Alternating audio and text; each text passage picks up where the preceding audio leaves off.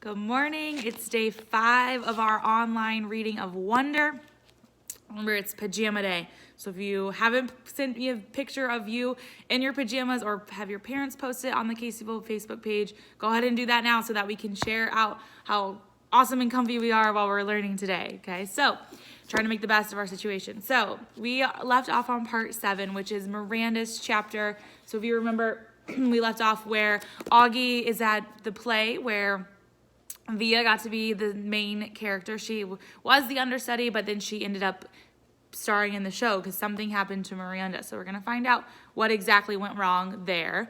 Remember that Miranda is Via's best friend from childhood. So from her whole childhood until they got to high school, they kind of drifted apart. So we're going to learn a little bit more about why that happened today.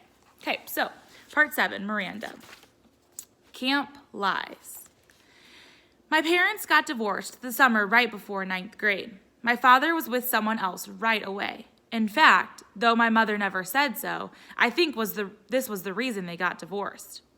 After the divorce, I hardly ever saw my father, and my mother acted stranger than ever. It's not that she was unstable or anything, just distant, remote. My mother is the kind of person who has a happy face for the rest of the world, but not a lot left for me.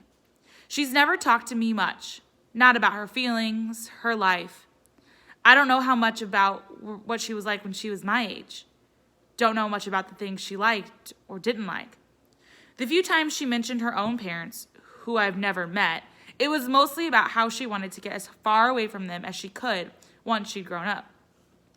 She never told me why. I asked a few times, but she would pretend she hadn't heard me. I didn't want to go to camp that summer. I always wanted to stay with her, to help her through the divorce. But she insisted I go away. I figured she wanted the alone time, so I gave it to her. Camp was awful. I hated it. I thought it would be better being a junior counselor, but it wasn't. No one I knew from the previous year had come back, so I didn't know anyone, not a single person. I'm not even sure why, but I started playing this little make-believe game with the girls in the camp. They'd ask me stuff about myself, and I'd just make things up. My parents are in Europe, I told them. I live in a huge townhouse on the nicest street in North River Heights. I have a dog named Daisy. Then, one day, I blurted out that I had a little brother who was deformed. I have absolutely no idea why I said this. It just seemed like an interesting thing to say. And of course, the reaction I got from the little girls in the bungalow was dramatic. Really? So sorry. That must be tough, etc., etc.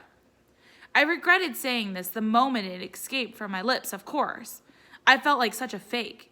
If Via ever found out, I thought she'd think I was such a weirdo. And I felt like a weirdo. But I have to admit, there was part of me that felt a little entitled to this lie. I've known Augie since I was 6 years old. I've watched him grow up. I've played with him. I've watched all 6 episodes of Star Wars for his sake, so I could talk to him about the aliens and bounty hunters and all that. I'm the one who gave him that astronaut helmet he wouldn't take off for 2 years. I mean, I've kind of earned the right to think of him as a brother.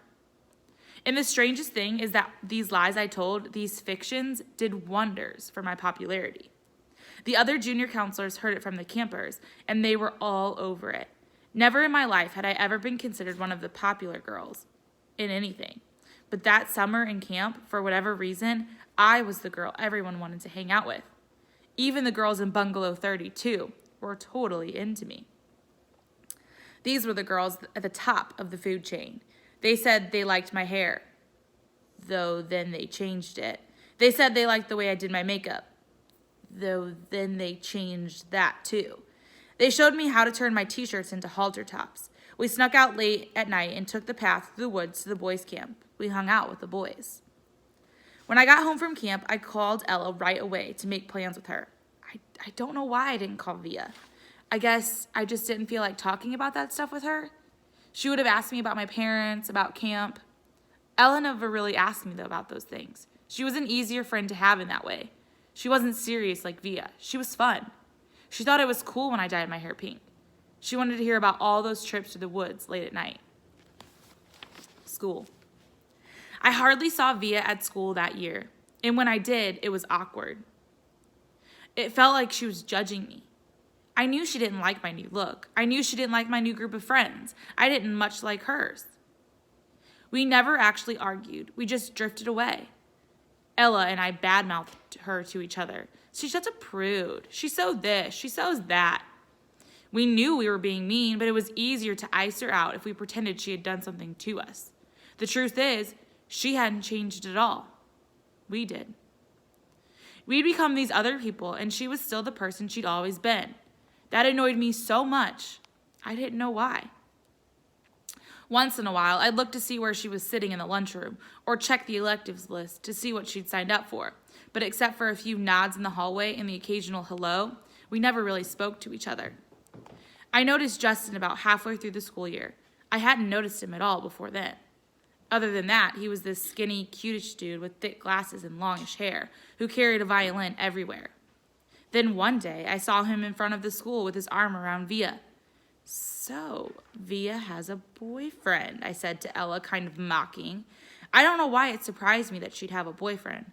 One of the three of us, she was totally the prettiest. Blue eyes, blue eyes, and long, wavy, dark hair. But she just never acted like she was all that interested in boys. She acted like she was too smart for that kind of stuff. I had a boyfriend, too, a guy named Zach. When I told him I was choosing the theater elective, he shook his head and said, "Careful you don't turn into one of those drama geeks." Not the most sympathetic dude in the world, but cute, high up on the totem pole, a varsity jock. I wasn't planning on taking theater at first. When I saw Via's name on the sign-up sheet and just wrote my name down on the list, I don't even know why. We managed to avoid each other throughout most of the semester, like we didn't even know each other. Then one day I got to theater class a little early, and Davenport asked me to run off additional copies of the play he was planning on having us do the spring production, The Elephant Man. I'd heard about it, but I didn't really know what it was, so I started skimming through the pages while I was waiting for the Xerox machine. It was about a man who lived more than 100 years ago, named John Merrick, who was totally disformed. "We can't do this play, Mr. D," I told him when I got back to class. I told him why. I said, "My little brother has a birth defect and has a deformed face, and this play would hit too close to home." He seemed annoyed and a little unsympathetic, but I kind of said that my parents would have a real issue with our school doing this play. So anyway, he ended up switching to our town. I think I went for the role of Emily Gibbs because I knew Via was going to go for it too. It never occurred to me that I'd beat her out for the role. All right, and that's where we're going to stop. So we learned something new. The reason why Mr. Davenport switched the play was because Miranda found out that there was a character with a deformed face. So I'm thinking that she didn't want Via to be upset that the play was about someone that was deformed. So she made a lie that said that it was her brother that was deformed rather than Via's. So interesting. Learning a little bit more about what makes Miranda tick. All right, so we're going to leave off there. So you'll have to check in tomorrow to see the end of Miranda's part.